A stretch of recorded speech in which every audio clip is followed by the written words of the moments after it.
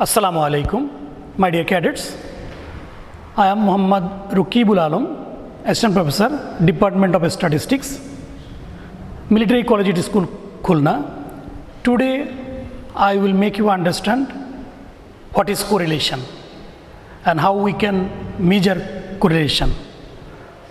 Basically, the relationship between two variables, it's called correlation. If I write x and y, suppose x is a variable and y is also a variable. If we consider x is height and y is weight, the time for a person, height and weight both are correlated, because we know for normal person, if height increases, obviously weight will increase. So we have understood that height and weight is correlated. So famous statistician named Carl Pearson,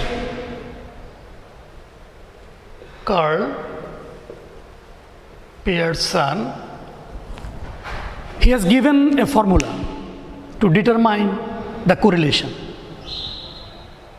The formula which is given, it is denoted by a small r, and this r is equal to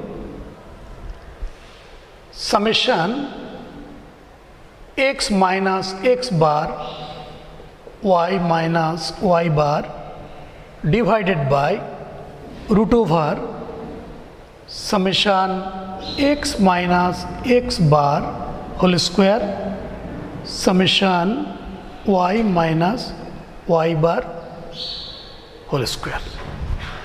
In your book, you can find it also covariance of xy divided by sigma x, that means a standard deviation of x and a standard deviation of y. Ultimately, it is equal. What is the reason? The reason behind this, that if we give here 1 by n, we can write 1 by n here also 1 by n. So again, the numerator and denominator remain same. If we come out this 1 by n outside the root over, that time 1 by n will be cancelled. But interesting thing is that why I have written this thing, because 1 by n summation x minus x bar y minus y bar, it is the formula for covariance of xy. But interesting thing is that 1 by n summation x minus x bar whole square, it is the formula for variance.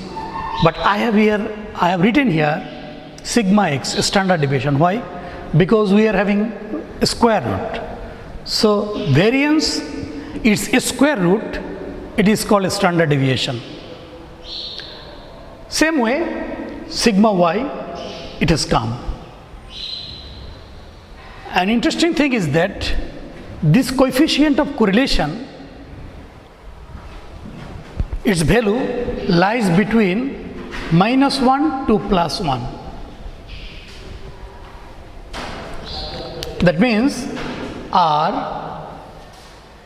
lies between -1 to +1. R cannot exceed +1, also r cannot less than -1. So we have understood that the coefficient of correlation, its value, it can minimum -1 maximum plus 1. Now I will discuss what implies if r is equal to plus 1. If r is equal to plus 1, that means we are having perfect positive correlation. On the other hand, if r is equal to minus 1, that time we will be able to say that the relation is perfectly negative. But if r is equal to less than 1, greater than 0, it is called partial positive. It is called perfect positive correlation.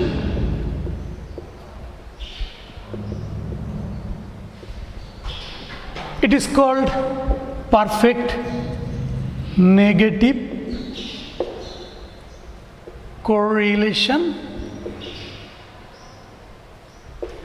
It is called partial positive.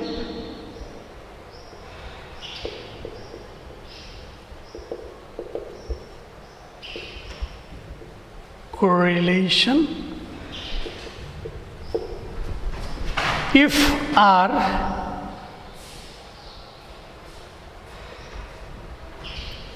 greater than minus 1, less than 0, it is called partial negative